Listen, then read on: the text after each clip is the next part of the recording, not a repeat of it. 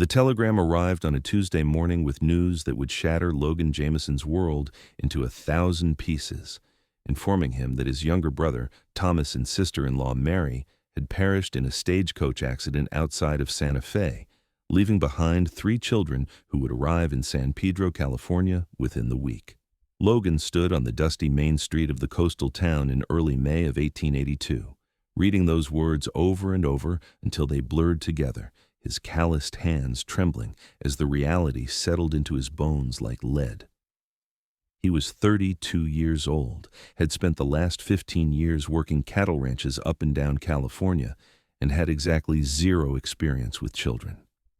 The telegram listed their names and ages: Samuel, age 9, Charlotte, age 6, and little Benjamin, just 4 years old. 3 orphans who would become his responsibility, his family, his entire world, whether he knew what to do with them or not. The week that followed passed in a fog of panic and desperate preparation. Logan's small ranch house sat on 20 acres just outside San Pedro, close enough to smell the salt air from the Pacific when the wind blew right, far enough that he had privacy and land for his dozen horses and small herd of cattle. The house had 2 bedrooms, a main room with a kitchen area, and absolutely nothing that suggested children had ever or would ever live there. He cleaned like a madman, moved his belongings into the smaller bedroom, and tried to make the larger one suitable for 3 kids who had just lost everything. When the stagecoach finally rolled into San Pedro on a bright Saturday afternoon, Logan felt his heart hammering against his rib cage as he watched 3 small figures climb down with the help of the driver. Samuel came first, a skinny boy with brown hair and his father's serious eyes, holding the hand of little Charlotte, who clutched a worn cloth doll against her chest. The driver lifted Benjamin down last, and the little boy's face was streaked with tears and dust from the long journey. Logan approached slowly, removing his hat and crouching down to their level. "Hey there, I'm your Uncle Logan. Your pa was my little brother, and I'm real sorry about what happened to your folks." Samuel stared at him with an expression far too old for his 9 years. "Are we staying with you now?" "Yeah, son, you are. All 3 of you. For as long as you need." Charlotte pressed closer to her brother, and Benjamin started crying harder, the sound piercing straight through Logan's chest. He had no idea how to comfort a 4-year-old, no idea what any of them needed or wanted, or how to make this even slightly better.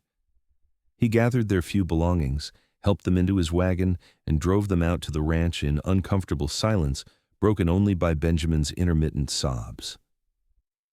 That first night was a disaster. Logan had bought food but had no idea what children ate, so he made the same beef stew he always made for himself. Charlotte picked at it silently while tears rolled down her cheeks. Samuel ate mechanically, his face blank. Benjamin refused to eat anything at all and cried for his mama until he exhausted himself and fell asleep on the floor.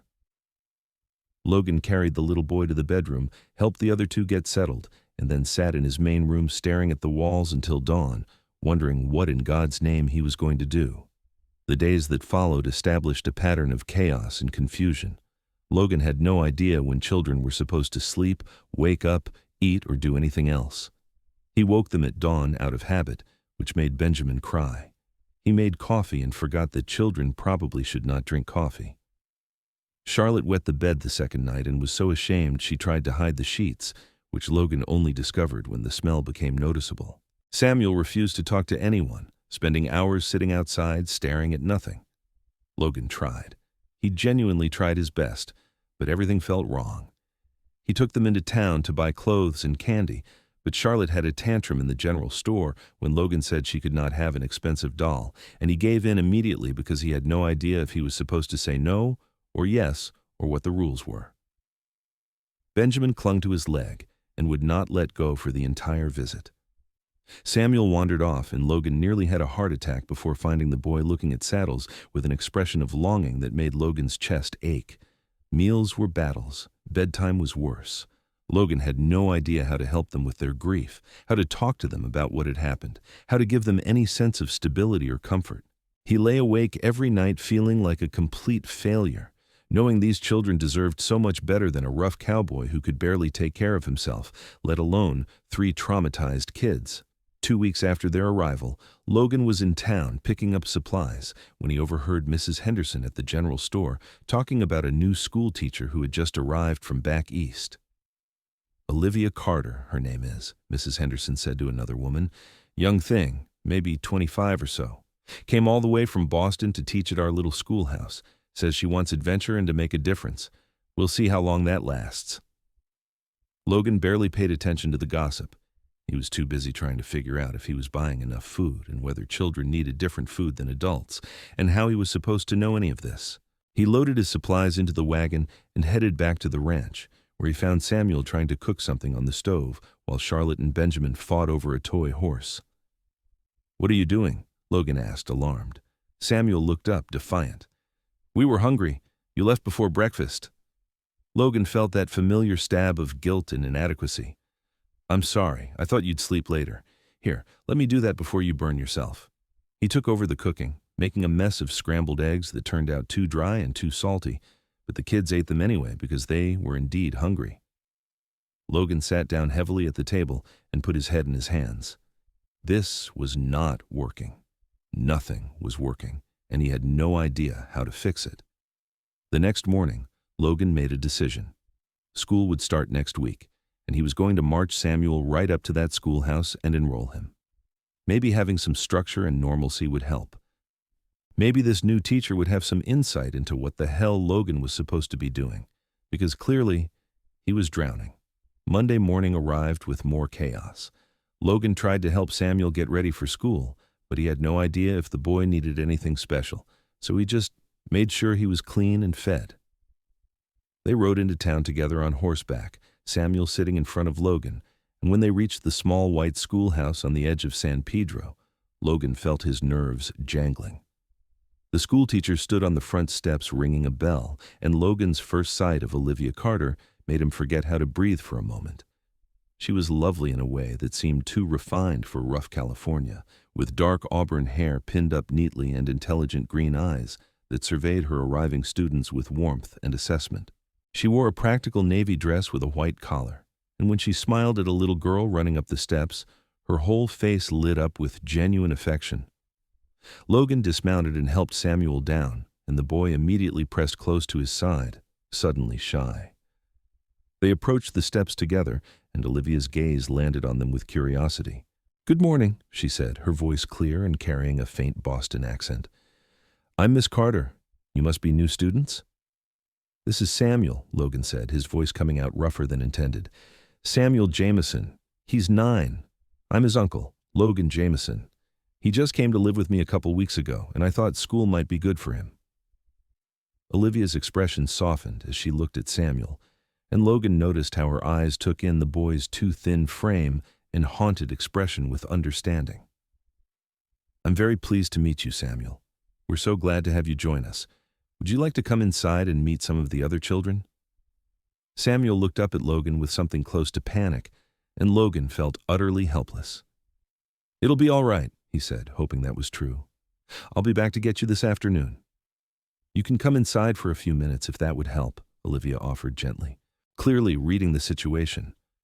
"Sometimes it's easier to see the classroom first." Logan nodded gratefully and followed her inside, Samuel's hand gripping his. The schoolroom was simple but cheerful, with wooden desks arranged in rows and a blackboard at the front. Sunlight streamed through the windows, and Olivia had already decorated the walls with maps and pictures of animals and plants. Other children were arriving, their chatter filling the space with energy. Olivia showed Samuel to a desk near the middle, introduced him to a boy named James who sat nearby, and gave him a slate and chalk. "We'll start with reading this morning," she told him, "and if you need anything, I'm right here." Logan crouched down beside Samuel's desk. "I'll be back when school's done. You'll be just fine." Samuel nodded, still looking terrified, but he did not cry or beg Logan to stay, which felt like a small victory.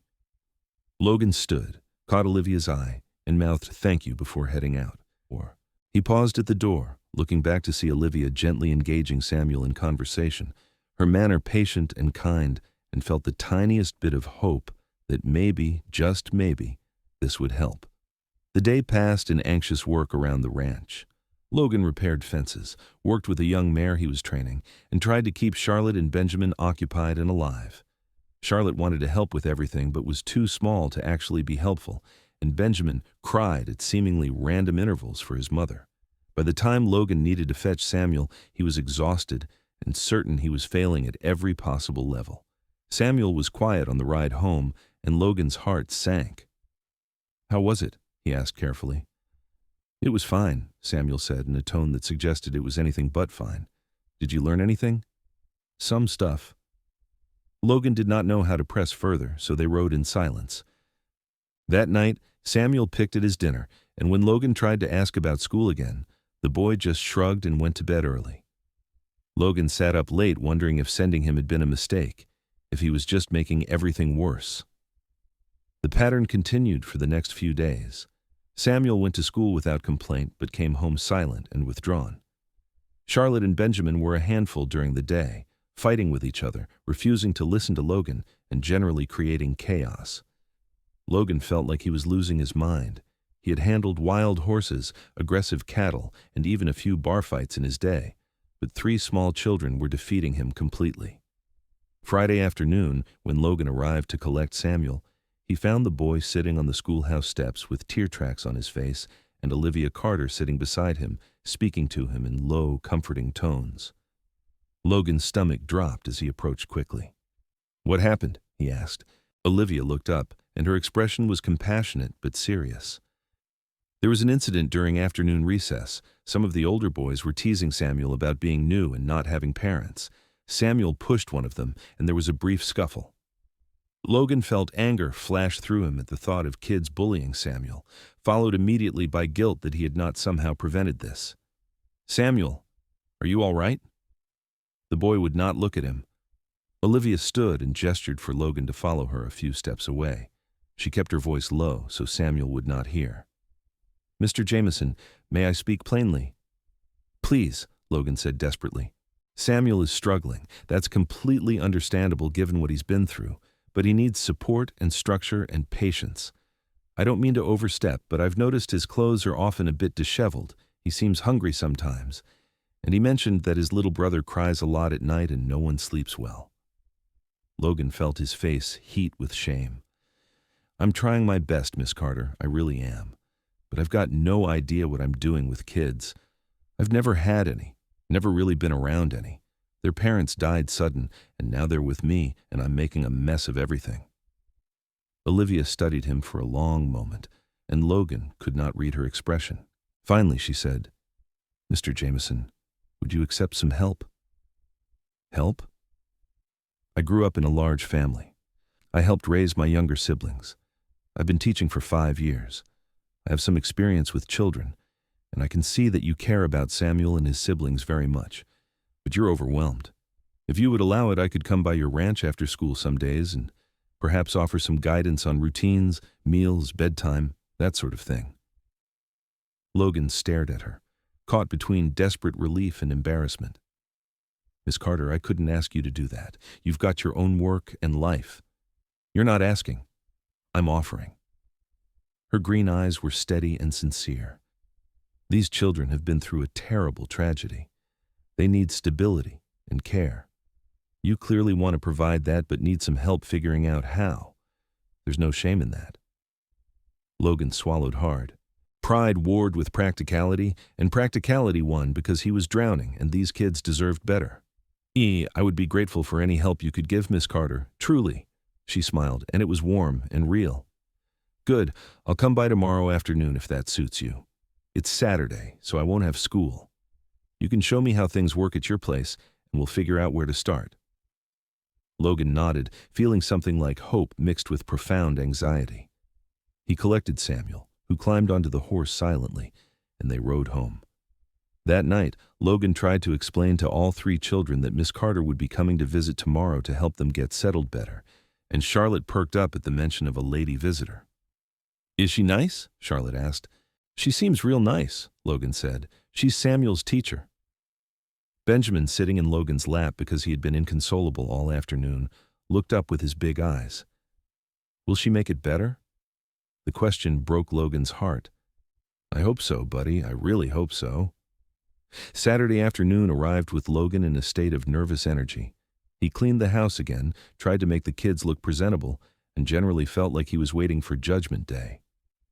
When Olivia arrived in a small buggy wearing a simpler dress than her school clothes, but still looking lovely and proper, Logan met her outside with his hat in his hands. "Thank you for coming, Miss Carter. Please, call me Olivia, and let's go inside and meet everyone properly." Logan introduced her to Charlotte and Benjamin, who stared at her with curiosity. Olivia crouched down to Charlotte's level and complimented her doll, which immediately won the little girl over.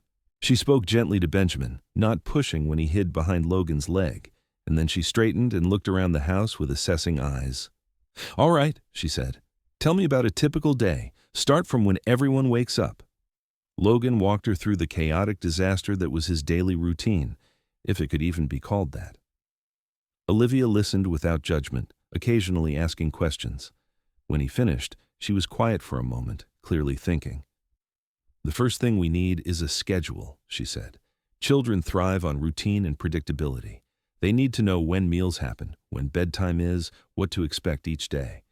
Right now, they're living in uncertainty on top of their grief, and that makes everything harder." "A schedule," Logan repeated. "All right, what kind of schedule?" Over the next 2 hours, Olivia helped Logan create a daily routine. Wake time at 7, breakfast at 7:30, morning chores appropriate for each child's age, midday meal at noon, afternoon quiet time, evening meal at 6, bedtime routine starting at 8. She wrote it all out on paper in neat handwriting and posted it on the wall where everyone could see it. "Now, meals," Olivia said. "What do you typically feed them?" Logan described his limited cooking skills, and Olivia's expression became gently exasperated. "Children need variety and nutrition. They cannot eat beef stew and scrambled eggs for every meal. Do you have a garden?" "No, never needed one." "We'll start one. Fresh vegetables are important, and I'll write out some simple recipes you can manage. Can you cook at all?" "I can make basic things, nothing fancy." Olivia moved to the kitchen area and started looking through his supplies, making notes. "We'll need to get more variety next time you go to town. Oats for porridge in the morning, bread ingredients, potatoes, beans, vegetables when available, some sugar and honey for treats occasionally." Charlotte wandered over, fascinated by Olivia. "Can you cook good?" Olivia smiled at her. "I can cook pretty well, yes. Would you like to help me teach your uncle some new things?" Charlotte nodded eagerly, and Logan felt a weight lift slightly. Olivia spent the rest of the afternoon teaching Logan how to make a proper pot of beans and cornbread, with Charlotte helping where she could. She showed him how to set the table properly, how to serve portions appropriate for children, how to make meals feel like family time instead of just refueling. When they sat down to eat together, Logan was amazed at the difference. Having Olivia there made the children calmer. She engaged them in conversation, asking about their day and actually listening to their answers.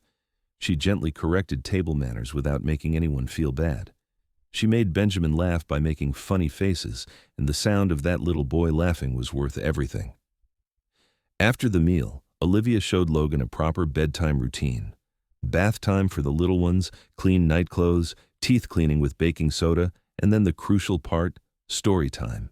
Olivia had brought a book with her, and she gathered all 3 children and read to them in the soft lamplight, her voice bringing the story to life. Logan watched from the doorway, mesmerized by how peaceful they all looked, how normal this seemed. When the children were finally asleep, Olivia and Logan sat at the table with coffee, and Logan felt overwhelmed with gratitude. "I can't thank you enough for this. You've done more in one afternoon than I've managed in 2 weeks." Olivia's expression was kind. "You've been trying your best under impossible circumstances. But Logan, these children need more than just food and shelter. They need emotional support too. They're grieving, and they need to be allowed to talk about their parents, to cry, to be sad. You can't fix it or make it go away, but you can be present with them in it." Logan ran a hand through his hair. "I don't know how to do that. Every time one of them cries, I panic. I want to make it stop, make it better, but I can't." "You can't stop grief, but you can witness it. When Benjamin cries for his mother, hold him and tell him it's all right to be sad, that you miss his parents too. When Charlotte acts out, understand it's coming from fear and loss. When Samuel withdraws, gently draw him out. Let them know you're not going anywhere, that you're going to take care of them no matter what. Logan absorbed her words, feeling their truth. Will you come back? Keep helping us? I can pay you for your time. Olivia shook her head. I don't want payment, but yes, I'll come back. These children matter, and honestly, I find myself caring about how they're doing. I'll come by a few afternoons a week after school, and on Saturdays when I can. We'll get through this together. Logan looked at her in the lamplight, at her intelligent eyes and determined expression, and felt something shift in his chest. This woman had walked into his disaster of a life and offered help without judgment, and he was profoundly grateful. More than grateful if he was honest with himself, but that was a thought for later. True to her word, Olivia began coming by 3 or 4 times a week. She helped Logan implement the schedule, which initially met resistance from the kids but gradually became normal. She taught him how to cook a dozen simple meals. She helped him set up a small garden and showed the children how to plant seeds. She brought books and read to them every time she visited. She played games with them, bandaged scraped knees, braided Charlotte's hair, and slowly, gradually, the household began to function. More than that, the children began to heal. Samuel started talking more, telling Olivia about school and asking Logan about the horses. Charlotte stopped having quite so many tantrums and became an eager helper around the house. Benjamin still cried for his mother, but less frequently, and he started to smile again and play. Logan found himself watching Olivia constantly, noticing everything about her, the way she laughed at Charlotte's silly jokes, the gentle patience she showed Benjamin when he was having a hard day, the serious conversations she had with Samuel about his feelings, the way she moved around the kitchen, efficient and graceful, the way she looked in the evening light with her hair coming slightly loose from its pins, the way she made his house feel like a home. He tried to ignore the growing feelings, telling himself she was there to help the children, not to be courted by a rough cowboy who still barely knew what he was doing. But it became increasingly difficult, especially as he noticed small things. The way she smiled at him when he successfully made bread without burning it, the way she touched his arm briefly when thanking him for something, the way her eyes would linger on him sometimes when she thought he was not looking. One evening in late June, after the children were in bed, Olivia and Logan sat on the porch watching the sunset over the distant Pacific. The air was cool and smelled of salt and grass, and Logan felt more content than he had in years. They're doing so much better, Olivia said softly. You should be proud. It's because of you, Logan replied. I couldn't have done any of this without your help. You're selling yourself short. You love them, and that's what matters most. Everything else can be learned. Logan was quiet for a moment, then said, Can I ask you something personal? Of course. Why did you really come out here? Mrs. Henderson said you came from Boston looking for adventure. This must be pretty different from what you're used to. Olivia smiled slightly. It is different. I came because I wanted a life that was my own. Back in Boston, I was expected to marry well and be a proper society wife. My parents had men picked out for me, men who were suitable and boring and would give me a nice house and no purpose. I wanted more than that. I wanted to matter, to do work that was meaningful. So I applied to teach out west, and when San Pedro offered me the position, I took it.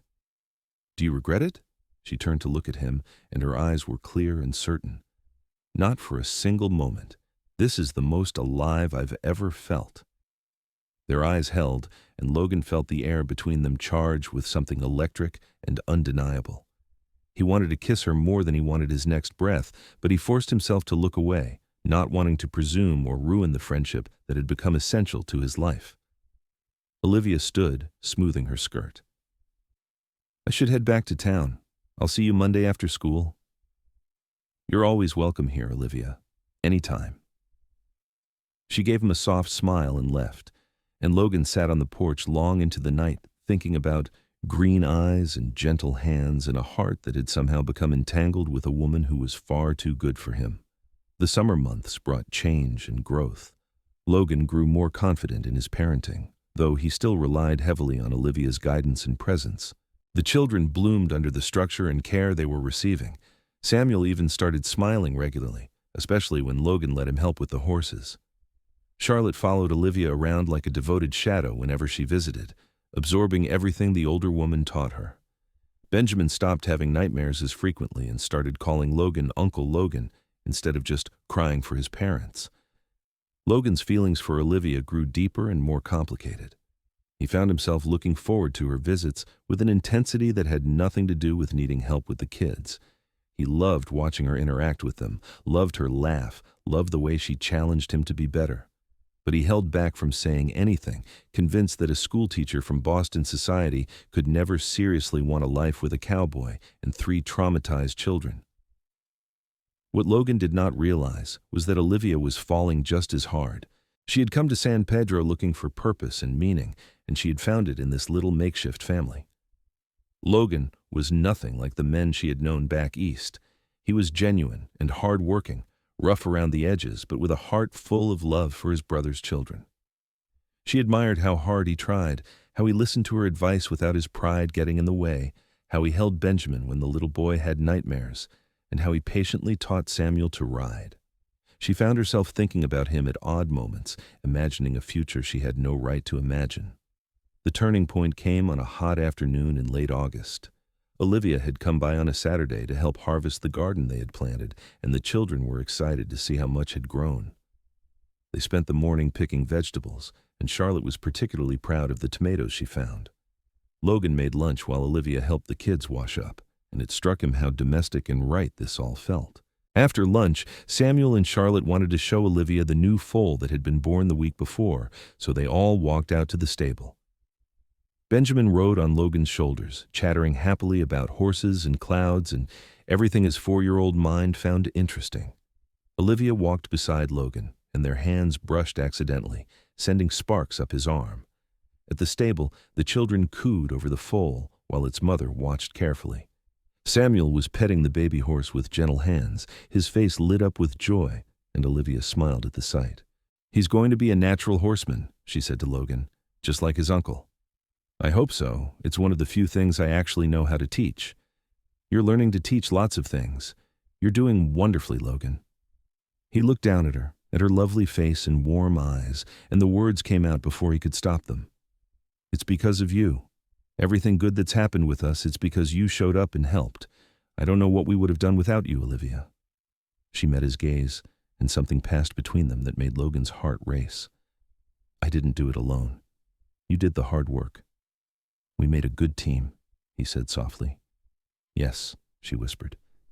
"We did."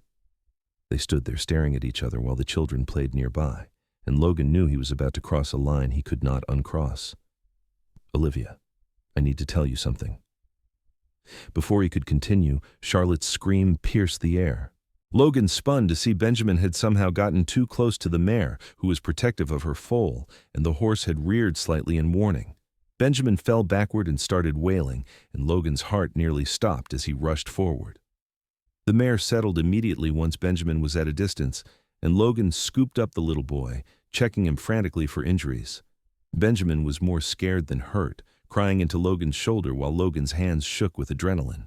Olivia was right there, helping to calm everyone down, checking Benjamin herself with practiced hands. "He's all right, just frightened. No injuries." Samuel looked stricken with guilt. "I'm sorry, I should have been watching him better." "This isn't your fault, son," Logan said firmly. "You're 9. You're not responsible for watching your brother every second. This is on me. I should have been paying closer attention." They went back to the house, and Olivia made tea while Logan comforted Benjamin. The little boy eventually calmed down and fell asleep against Logan's chest, exhausted from the scare.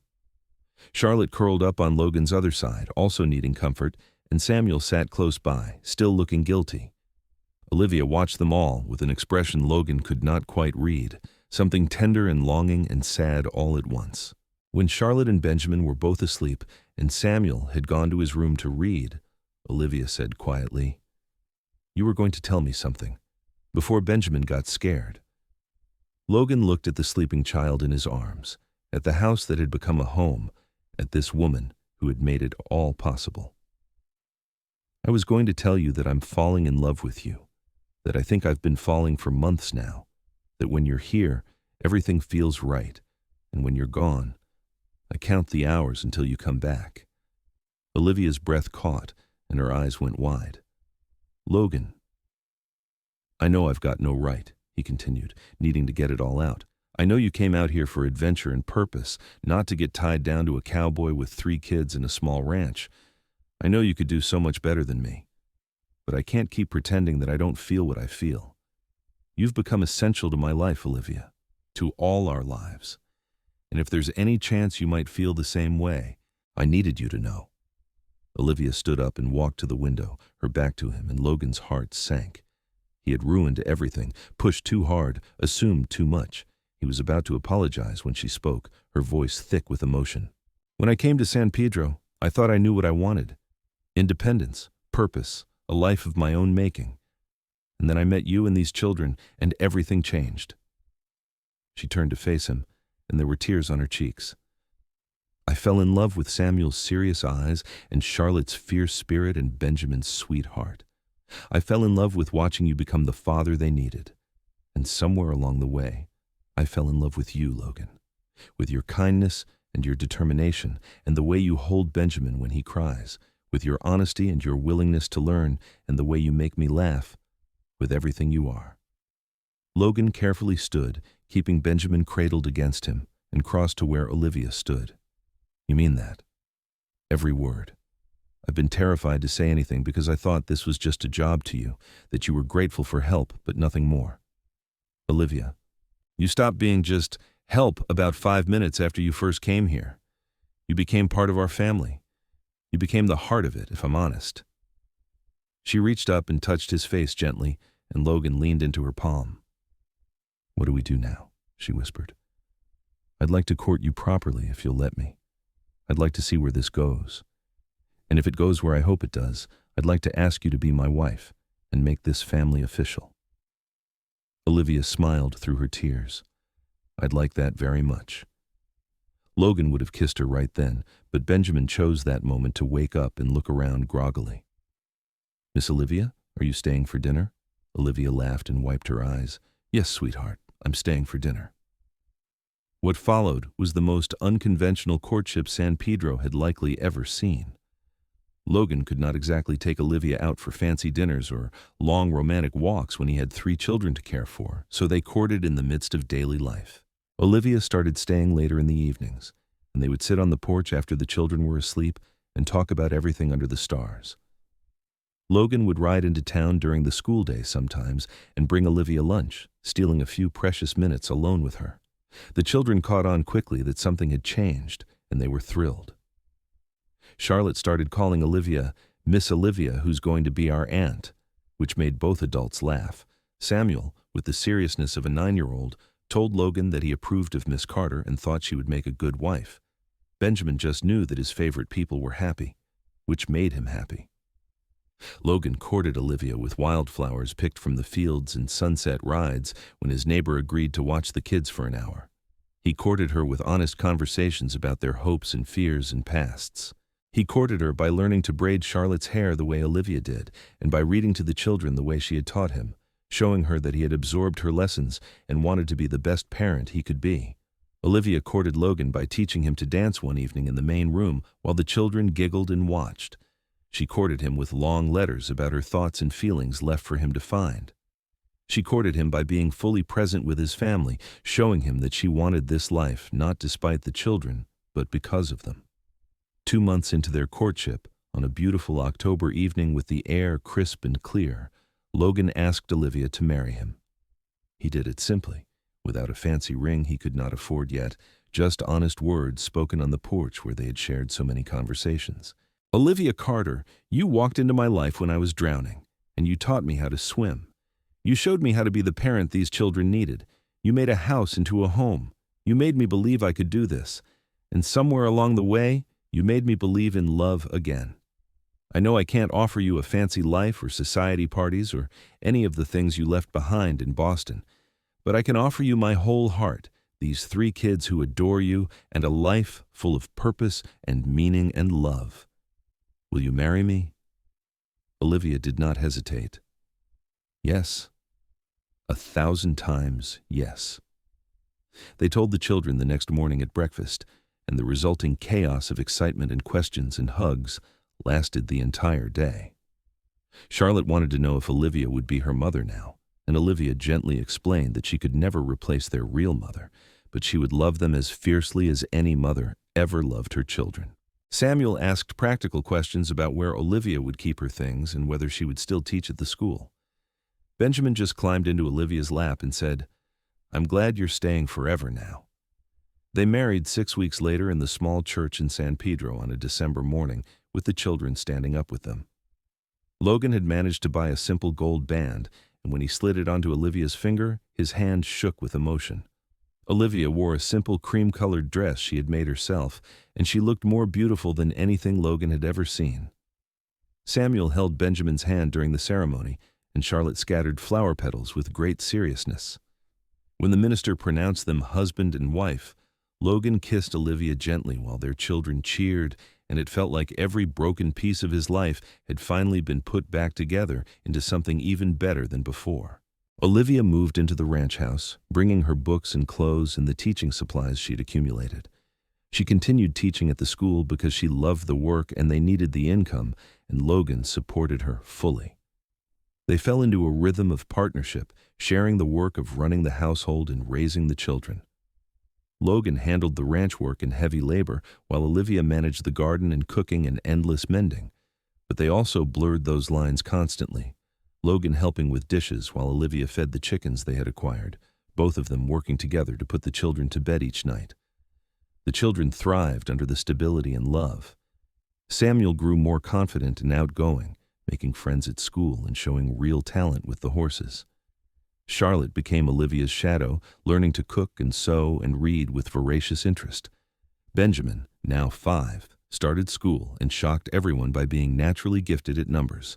They still had hard days when grief would surface unexpectedly, when one of them would cry for their parents or ask questions about why they had to die. But Logan and Olivia handled it together, providing comfort and honesty and endless reassurance that they were loved and safe. Logan fell more in love with his wife every single day. He loved waking up next to her, loved the way she hummed while cooking, loved watching her read to the children, loved the conversations they had late at night about everything and nothing. He loved the way she had fully embraced this life, throwing herself into the work and chaos of raising 3 children and running a ranch without a single complaint. She was his partner in every sense, and he thanked God daily for the telegram that had brought a Boston schoolteacher into his life. Olivia had found the purpose and meaning she had been searching for. She loved teaching, but she loved being a wife and mother even more.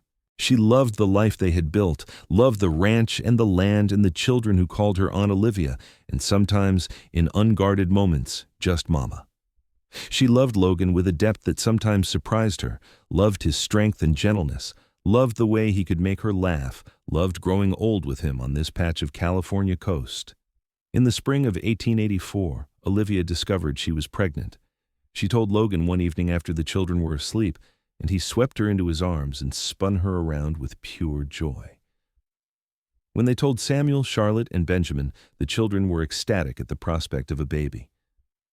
"Will it be a brother or a sister?" Charlotte asked. "We won't know until the baby arrives," Olivia explained. "I hope it's a brother," Samuel said. "I can teach him about horses." "I hope it's a sister," Charlotte countered. "I can teach her about dolls." Benjamin, now 6, just looked thoughtful. "I'll be a big brother," he said wonderingly. "I've never been a big brother before." Logan pulled him onto his lap. "You're going to be the best big brother. You'll teach the baby everything you know." The pregnancy progressed smoothly, and Olivia continued teaching until she was 7 months along, and the school board gently suggested she rest. She threw herself into preparing for the baby, with Charlotte helping enthusiastically. Logan built a cradle with painstaking care, determined that his child would have something beautiful made by his own hands. Samuel and Benjamin took over more chores around the ranch, proud to be helping. In November of 1884, after a long but uncomplicated labor, Olivia gave birth to a healthy baby boy. Logan held his son for the first time with tears streaming down his face, overwhelmed by love and gratitude and wonder. They named him Thomas, after Logan's brother, giving the baby a middle name of Carter after Olivia's family. Samuel, Charlotte, and Benjamin gathered around to meet their new brother, and the love in that room was palpable. Charlotte gently touched the baby's tiny hand with one finger. Samuel asked if he could hold him and was so careful and reverent that Olivia cried. Benjamin just stared with wide eyes, eventually asking, "Did I look like that when I was a baby?" "You did," Olivia said softly. "All babies are small and perfect like this." They settled into a new rhythm with the baby, and Logan marveled at how naturally Olivia balanced caring for an infant with taking care of the older children in the household. She made it look easy, though he knew it was not. He helped as much as he could, learning to change diapers and comfort a crying baby, and rock Thomas to sleep. Samuel, now 12, was a responsible helper. Charlotte, 9, loved playing with the baby and making him smile. Benjamin, 6, was a gentle big brother who would sing to Thomas when he cried. Life was full and busy and sometimes chaotic, but it was good. Better than Logan had ever imagined when that telegram had arrived years ago, telling him he was responsible for 3 orphaned children. Those children had brought Olivia into his life, and together they had built something beautiful. The years rolled on with the steady rhythm of ranch life. Thomas grew into a bright, curious toddler, and then an energetic little boy. Samuel became a teenager and then a young man, showing talent with horses that made Logan proud. He started working on neighboring ranches, earning his own money and building a reputation as a skilled horseman. Charlotte grew into a smart, determined girl who loved learning and helped Olivia in the garden and kitchen, while also developing an unexpected talent for training dogs. Benjamin proved to be gifted with numbers and reading, and there was talk of him perhaps going on to higher education someday. In 1888, Olivia became pregnant again, and this time she gave birth to a daughter they named Margaret. Charlotte was 13 and over the moon to finally have a little sister. She became Margaret's devoted caretaker, helping with everything from feeding to playing to teaching her to walk. Thomas, now 4, was initially skeptical about the new baby, but quickly became protective of his little sister. Logan, now in his early 40s, would sometimes stop in the middle of his work and look around at his life with wonder. His ranch had grown modestly but successfully. His children, all 5 of them, were healthy and thriving. His wife, still as beautiful to him as the day they married, was the center of their family and his greatest blessing. On a warm evening in June of 1890, Logan and Olivia sat on the porch watching the sunset, just as they had so many times before. Thomas and Margaret were playing in the yard, under Samuel's watchful eye, while Charlotte read a book nearby and Benjamin worked on mathematics problems for the pure enjoyment of it. "Do you ever think about how this all started?" Logan asked, taking Olivia's hand. "All the time," she said. "I think about how terrified you were when those children first arrived, how lost we both were in different ways. You saved us. You know that, right? I had no idea what I was doing, and you showed up and taught me everything." Olivia shook her head. "You saved yourself, Logan. You chose to love those children, even when it was hard and scary. You chose to learn and grow and be what they needed. I just gave you some tools." "You gave me everything," Logan said firmly. "You gave me yourself, which was the greatest gift I could have asked for. You took on 3 traumatized kids and made them yours. You built this home with me. You gave me 2 more beautiful children. You made my life something I never dreamed it could be." Olivia leaned her head on his shoulder. "We made it together. That's what matters. We were both lost until we found each other, and then we built something beautiful." They sat in comfortable silence for a while, watching their children. Samuel, now 18, was graduating from the local school soon and had prospects of starting his own training stable. Charlotte, 15, was planning to become a teacher like Olivia. Benjamin, 12, was still pursuing his academic interests with passion. Thomas, 6, and Margaret, 2, were the babies of the family and kept everyone on their toes. "I love our life," Olivia said softly. "Every messy, chaotic, beautiful piece of it." "So do I," Logan said. "I never thought I'd be a father, let alone a father to 5. Never thought I'd have a wife who was my true partner in everything. Never thought I'd feel this happy." Olivia turned to look at him, and her green eyes were full of love. "I came to San Pedro looking for purpose and adventure. I found a calling in teaching, but I found my life here, with you and these children. This is exactly where I was always meant to be." Logan kissed her gently, still amazed after all these years that she was his. "I love you, Olivia Jameson. Thank you for teaching me everything." I love you too, Logan. Thank you for letting me. As the sun set over the California coast, painting the sky in shades of orange and pink and gold, the Jameson family gathered on the porch. Samuel and Charlotte started a good-natured debate about something. Benjamin showed Olivia a mathematical problem he had solved. Thomas and Margaret climbed into Logan's lap, tired from playing. Olivia leaned against Logan's shoulder, content and at peace. Logan looked at his family, at the life they had built from grief and uncertainty and determination, and felt overwhelming gratitude. A telegram had changed his life 6 years ago, bringing 3 children who needed a father and inadvertently bringing the woman who would become his wife and the mother of 2 more children. He had been lost and scared and completely overwhelmed, and Olivia had shown up and taught him how to be what they needed. But more than that, she had taught him how to open his heart, how to build a family, how to find joy in the chaos, and how to love with everything he had. The children eventually went inside for their evening routine, the older ones helping the younger ones, as they always did. Logan and Olivia lingered on the porch, holding hands and watching the last light fade from the sky. The air was full of salt and grass and the sound of distant waves, and everything felt right in a way that Logan had never known before that telegram arrived. "Do you ever wonder what would have happened if we hadn't met?" Logan asked. "Sometimes," Olivia admitted. "I think I would have been a good teacher and lived a respectable life and never known what I was missing. I would have been content, maybe, but not happy, not like this.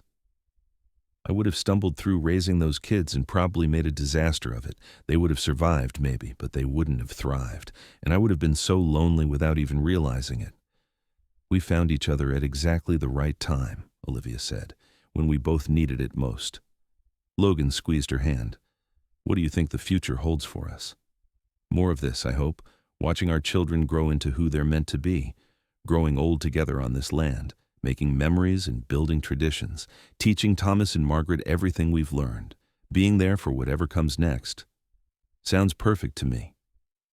They went inside together, moving through the evening routine they had perfected over years of practice, helping Margaret into her nightclothes and listening to her chatter about her day, making sure Thomas washed behind his ears and said his prayers, checking that Benjamin had put away his books and was actually getting ready for bed instead of reading by lamplight, reminding Charlotte that she needed sleep too, not just more time with her novel, saying goodnight to Samuel, who was old enough now to manage his own bedtime, but still appreciated them checking in. Finally, Logan and Olivia retreated to their own room, the small space they had made their sanctuary. Logan watched Olivia brush out her hair, still amazed that this was his life. She caught him staring and smiled. "What are you thinking about?" "How much I love you. How grateful I am for every single day we have together. How proud I am of our family." Olivia set down the brush and came to him, wrapping her arms around his neck. "We made something good, didn't we?" "We made something extraordinary," Logan said. 5 children who are thriving, a ranch that's successful, a life full of love and purpose. You did that, Olivia. Your love and patience and wisdom did that. "Our love did that," she corrected. "Your willingness to learn and grow and be vulnerable did that. Your devotion to those children from the first moment did that. We did it together, Logan. That's the whole point." Logan held her close, breathing in the familiar scent of her hair, feeling her heart beat against his chest. "I hope you know how much you matter, not just to me, but to all of them. You're the center of this family. So are you. We're the center together. That's what makes it work." They climbed into bed, and Logan pulled Olivia close, her back against his chest, his arm around her waist. This was his favorite time of day, these quiet moments when the house was finally still and he could just hold his wife and feel complete. "Tomorrow's Sunday," Olivia murmured sleepily. "We should take the children down to the beach after church. They love playing in the sand." "That sounds good. Samuel mentioned wanting to look at a horse over in the next valley. Maybe he and I can ride out there after. Charlotte needs new fabric for a dress she wants to make. I'll take her to the general store this week. Benjamin's birthday is coming up. We should plan something special." They made their plans and shared their thoughts, the comfortable conversation of a married couple who knew each other completely. Eventually, Olivia drifted off to sleep, and Logan lay awake a little longer, listening to the sounds of his house settling, thinking about the strange and wonderful path his life had taken. He thought about that telegram arriving all those years ago and how it had felt like the end of the world. He thought about 3 frightened children climbing off a stagecoach and how completely terrified he had been. He thought about Olivia walking into the schoolhouse on that first day, how he had noticed her, but never imagined she would become his whole world. He thought about every struggle and triumph and ordinary moment that had brought them to this point. Logan had been a cowboy with 3 kids and no idea what to do. Olivia had shown up and taught him everything, but not in the way he first thought. She had not just taught him practical skills like cooking and bedtime routines and patience. She had taught him how to open his heart fully, how to accept help without shame, how to be vulnerable and strong at the same time. She had taught him that family was not just about blood, but about choice and commitment and showing up every single day. She had taught him that love could heal almost anything if you let it. And in teaching him, she had built a family with him. She had taken 3 grieving children and 2 uncertain adults and woven them into something unbreakable. She had added 2 more children to that tapestry, strengthening and beautifying it. She had created a home full of love and laughter, and yes, plenty of chaos, but the kind of chaos that came from life being fully lived. Logan thought about Samuel, who would soon be a man making his own way in the world. He was confident and capable, with a bright future ahead of him. He still carried the loss of his parents, always would, but it no longer defined him. He had healed and grown, and Logan was so proud of the man he was becoming. He thought about Charlotte, fierce and smart and determined, who would probably accomplish whatever she set her mind to. She had her mother Mary's spirit and Olivia's wisdom, and Logan knew she would do great things. He thought about Benjamin, brilliant and gentle, who saw the world in unique ways and made everyone around him think deeper.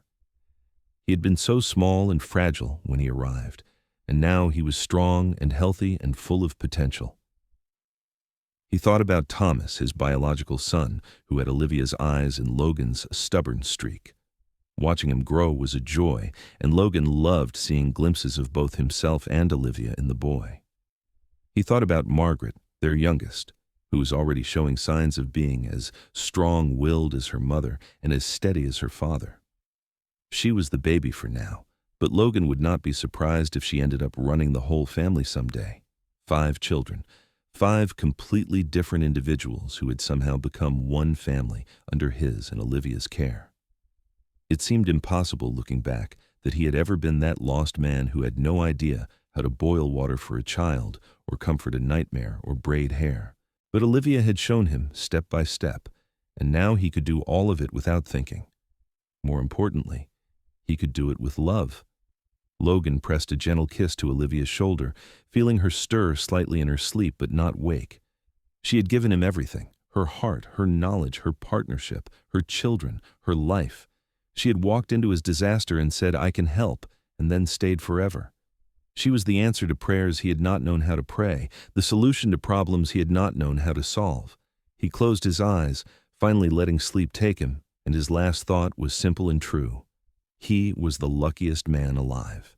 The years continued to roll forward with their steady rhythm. Samuel indeed opened his own stable when he turned 20, with Logan's help and blessing. He trained horses for ranches all over California and built a solid reputation. When he was 23, he married a kind woman named Emma, and they gave Logan and Olivia their first grandchildren. Charlotte became a teacher, just as she had planned, and taught at the same schoolhouse where Olivia had once worked. She was fierce and loving with her students, and the children of San Pedro adored her. She eventually married a doctor who came to town, and together they provided medical care and education to the community. Benjamin's academic talents took him to San Francisco for university, something that seemed impossible for a ranch kid from San Pedro, but happened because Logan and Olivia had always encouraged his dreams and saved what they could to make them reality. He studied mathematics and engineering and came home regularly, never forgetting where he came from or the family who had raised him. Thomas grew into a fine young man who loved the ranch life and showed every sign of wanting to take over Logan's place someday. He had his father's way with animals and his mother's quick mind, and Logan loved working alongside him every day. Margaret, true to Logan's prediction, became the organizer of the family, keeping everyone connected and making sure no birthday or anniversary or important moment went unmarked. She had Olivia's compassion and Logan's determination, and she was going to be a force to be reckoned with. Logan and Olivia grew older together, their hair turning gray, their bodies wearing the years of hard work, but their love only deepening with time. They were grandparents now, with Samuel's children visiting often and filling the ranch with new energy and chaos. They were elders in their community, respected for the family they had built and the life they had lived. On their 20th wedding anniversary, Logan took Olivia back to the porch where they had spent so many evenings, and they sat in their usual spots watching the familiar sunset. 20 years since they had married, 26 since that telegram had changed everything. "Do you have any regrets?" Logan asked, though he knew the answer. "Not a single one," Olivia said. "This life has been better than anything I could have imagined back in Boston. Hard sometimes, exhausting often, but so full of love and meaning that I wouldn't change a moment. I think about that telegram sometimes, how it felt like the worst news in the world, how terrified I was. And look what it brought you. Look what we built from that tragedy." Logan nodded, taking her hand. Thomas and Mary would be proud, I think, of how their children turned out, of the family we made. "I hope so. I think about them sometimes too. Wonder what they would think of all this. They'd be grateful. They'd see that their children were loved and cared for and given every opportunity to thrive. That's all any parent wants."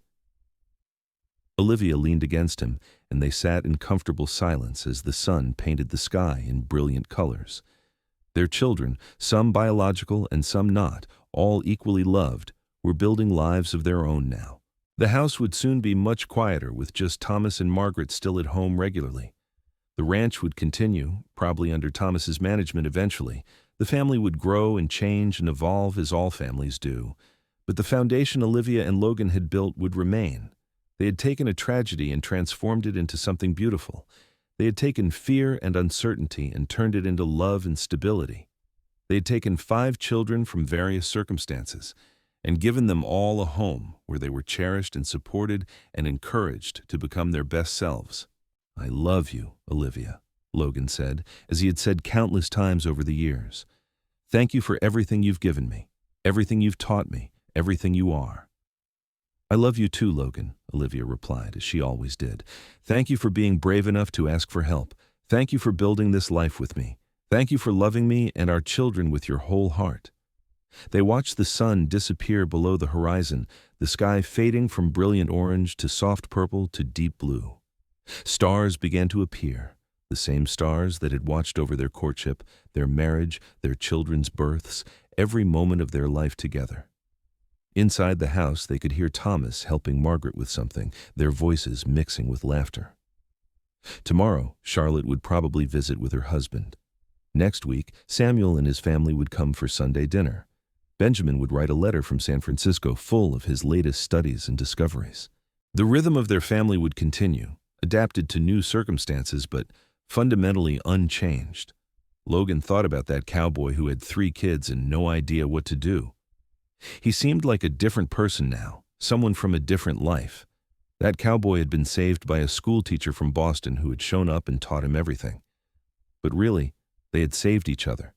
They had found each other at exactly the right moment and built something that would last beyond their lifetimes, in the children they raised and the grandchildren they were starting to know and the love they had shared.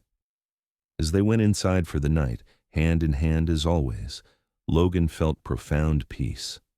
His life had not turned out anything like he expected, but it had turned out so much better. The telegram that arrived on that Tuesday morning 26 years ago had seemed like a disaster, but it had actually been a blessing in disguise, the start of the greatest adventure of his life. He had learned that family was about showing up, about choosing love every single day, about being willing to learn and grow and change. He had learned that it was okay to ask for help, that strength came from vulnerability as much as from independence. He had learned that the greatest legacy was not land or money, but children who knew they were loved and who carried that love forward into their own lives. Most of all, he had learned that the right person could change everything. Olivia had walked into his chaos and stayed, not because it was easy, but because it mattered. She had seen 3 children who needed love and a man who needed guidance, and she had given both without reservation. She had built a home and a family with him, and every day with her was a gift. As Logan climbed into bed beside his wife, pulling her close as he always did, he thought about all the years behind them and all the years still to come.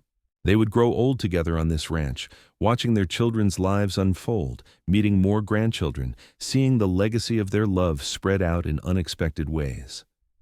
Eventually, they would leave this world, but they would leave it better than they found it, having raised 5 good humans, who would in turn raise their own children with love and compassion.